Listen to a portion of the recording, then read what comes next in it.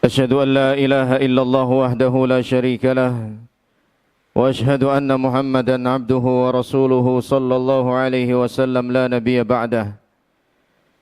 يا أيها الذين آمنوا اتقوا الله حق تقاته ولا تموتن إلا وأنتم مسلمون. يا أيها الذين آمنوا اتقوا الله وقولوا قولا سديدا يصلح لكم أعمالكم ويغفر لكم ذنوبكم ومن يطع الله ورسوله فقد فاز فوزا عظيما. أما بعد فإن أصدق الحديث كتاب الله وخير الهدي هدي محمد صلى الله عليه وسلم وشر الأمور محدثاتها فإن كل محدثة بدعة وكل بدعة ضلالة وكل ضلالة في النار. Ma'asyiral muslimin rahimani Allah wa iyyakum. Merupakan satu hal yang kita amini bersama, satu hal yang menjadi naluri seorang manusia, baik dia seorang mukmin, bahkan mereka-mereka yang kafir kepada Allah Subhanahu wa taala, adalah dalam hidupnya pasti mendambakan kebahagiaan. Tidak ada manusia yang tidak ingin hidup bahagia. Serusak apapun mereka di dalam menjalani kehidupan ini, mereka pasti mencari kebahagiaan. Ada yang beranggapan bahwa kebahagiaan itu akan didapat dengan banyaknya harta. Ada yang beranggapan juga bahwa kebahagiaan itu akan didapat dengan memiliki posisi yang penting di tengah masyarakat, menjadi tokoh, memiliki orang yang berkedudukan tinggi, memiliki kedudukan yang tinggi. Ada juga yang berpikiran bahwa kebahagiaan itu bisa didapat dengan memiliki banyak pengikut dan yang lain sebagainya. Namun ternyata kesemua hal itu tidak benar-benar membuat bahagia. Banyak orang-orang yang bergelimang dengan harta, tapi ternyata mati begitu mengenaskan. Mati bunuh diri, mati dalam keadaan kufur kepada Allah Ta'ala. Maka kalaulah harta menjadi tolak ukur kebahagiaan, tentu Qarun menjadi orang yang paling bahagia. Kalaulah tingginya jabatan menjadi tolak ukur kebahagiaan, tentu Fir'aun menjadi orang yang paling bahagia. Namun sepanjang hidupnya dia selalu saja dihantui dengan ketakutan dan ketakutan. Ketakutan akan munculnya seorang yang kelak akan menjadi sebab runtuhnya kekuasaan dia. Ma'asyiral muslimin rahimani Allah wa iyyakum. Bersyukurlah kita kepada Allah Ta'ala yang telah menciptakan kita, menghidupkan kita, juga memberitahu kepada kita hal-hal yang menjadi maslahat bagi kita.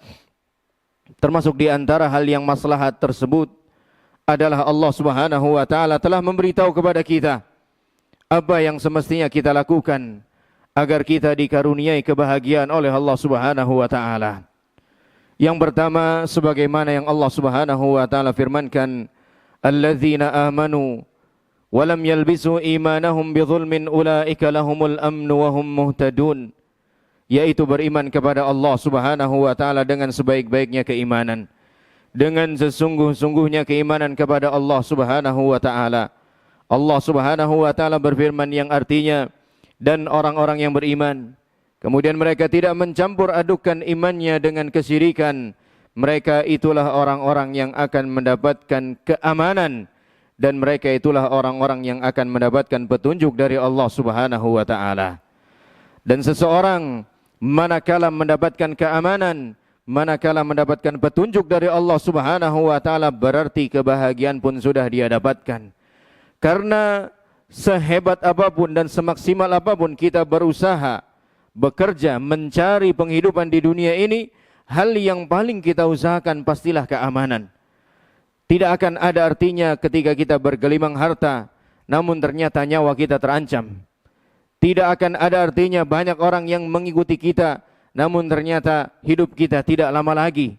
Maka orang-orang yang bahagia, kata Allah Subhanahu wa Ta'ala, yang pertama adalah orang yang beriman kepada Allah Subhanahu wa Ta'ala dan tidak mencampur adukan imannya itu dengan kesyirikan.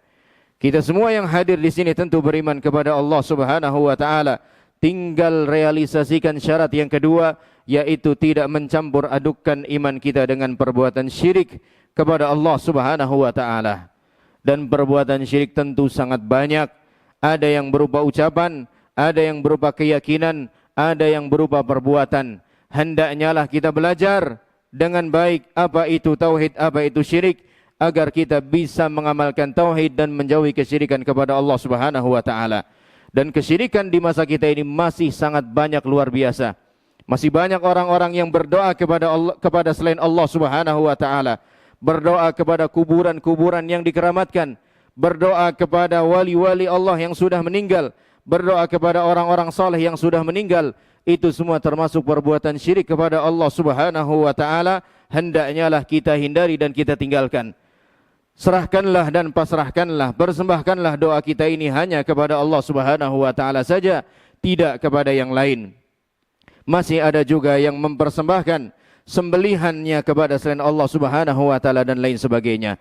Itu semua merupakan bentuk-bentuk kesyirikan yang dimurkai oleh Allah Subhanahu wa taala dan menafikan akan kebahagiaan yang selama ini kita cari. Dan Allah mengatakan, "Wa may yu'min billahi yahdi qalbah." Dan barang siapa yang beriman kepada Allah Subhanahu wa taala, Allah Subhanahu wa taala akan berikan petunjuk bagi dirinya. Alqamah rahimahullahu taala mengatakan, "Dzalikar rajulu tusibuhul musibah faya'lam annaha min indillah fayasbir wa yahtasib." Ayat ini berbicara tentang seseorang yang terkena musibah, namun dia paham bahwa musibah itu datangnya dari Allah Subhanahu wa taala.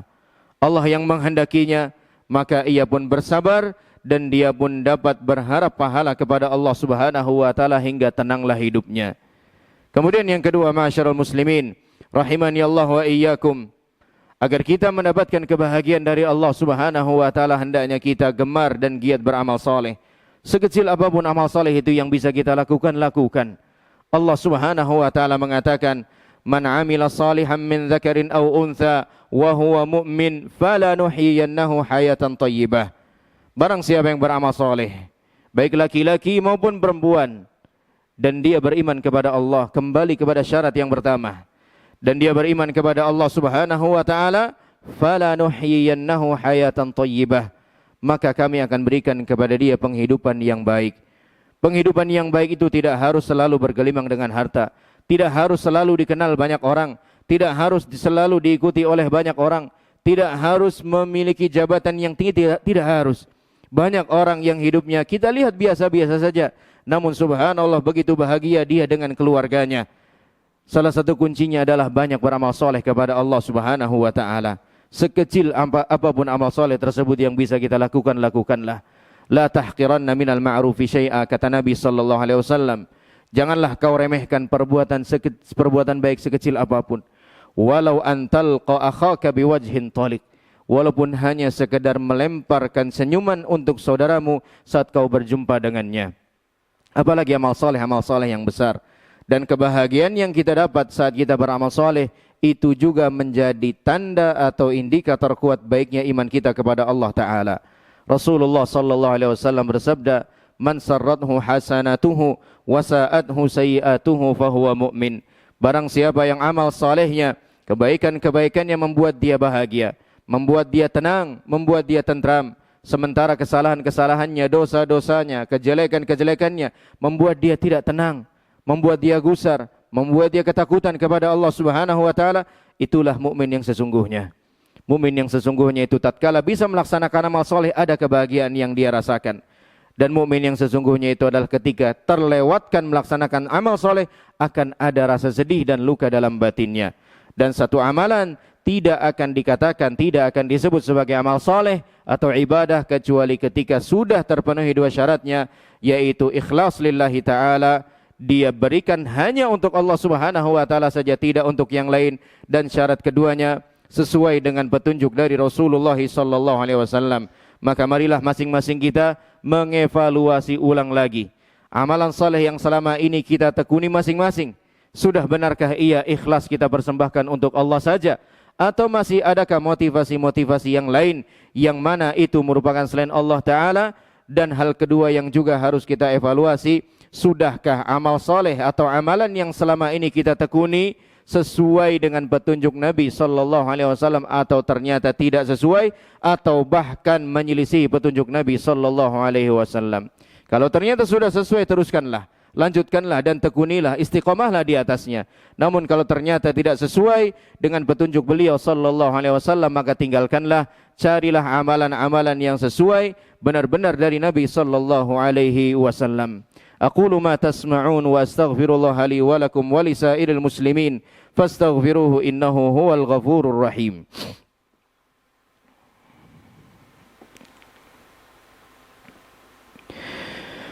Alhamdulillahi Rabbil Alamin, wabihi nasta'inu ala umuri dunya wad din, wassalatu wassalamu ala khairil anbiya'i wal mursalin, wa ala alihi wa sahbihi ajma'in, wa ala man sara ala nahjihi ila yaumiddin, wa ba'd.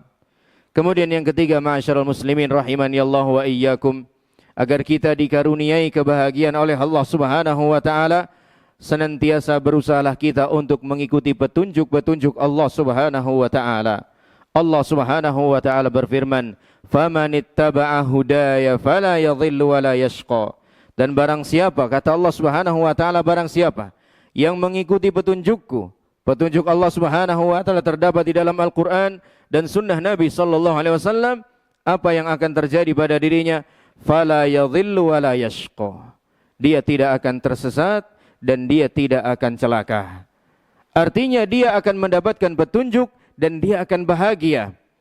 Namun manakala kita meninggalkan petunjuk Allah Subhanahu wa taala, yakinlah ketersesatan yang akan kita jumpai. Yakinlah kekacauan dan kebinasaan yang akan kita dapati. Karena pada ayat selanjutnya Allah Subhanahu wa taala langsung mengkhabarkan, "Wa man a'rada 'an dzikri fa inna lahu ma'isyatan dhanka." Dan barang siapa yang berpaling dari peringatanku, maka sesungguhnya dia akan mendapatkan penghidupan yang sempit, yang tidak bahagia, yang susah. Walaupun mungkin banyak hal yang dia miliki yang sangat diimpikan oleh orang lain, namun dia tidak pernah menjumpai kebahagiaan itu dalam dirinya. Apa sebabnya? Sebagaimana yang tadi Allah katakan, a'rada an dzikri, dia berpaling dari peringatanku, fa inna lahu ma'isyatan dhanka, dia pasti akan mendapatkan penghidupan yang sempit. Apakah sampai di situ saja hukumannya? Tidak. Hukumannya berlanjut sampai di akhirat nanti, tatkala seorang hamba berpaling dari petunjuk Allah. Wa nahsyuruhu yaumal qiyamati a'ma. Pada hari kiamat nanti kami akan giring dia dalam keadaan buta.